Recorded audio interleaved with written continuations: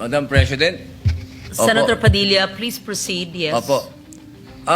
Meron lang po akong mga konting katanungan sa inyo.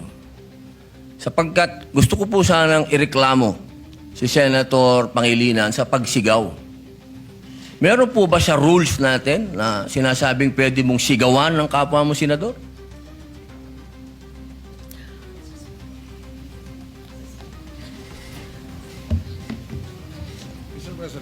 Narinig ko yung malakas na boses ni Senator Kiko Pangilinan. Alam ko na si Senator Pangilinan ay dating galing sa broadcasting, baka nag-modulate. Maari po ba tayo ay mag-suspend muna para pag-usapan yung malakas na boses at wari pagsigaw ni Senator Pangilinan? Excuse me, nasa akin President, po yung floor. Senator Padilla has excuse the me. floor. The chair is answering the question of Senator Padilla. Session is suspended.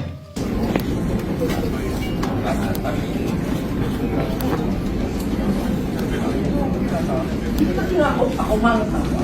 Ako takot sa'yo. Ito nga nang niligaw. Ito nga nang niligaw. Ako nanakos. Humingi mo ako ng pumagin sa pagpagin. Dahil nagsigaw.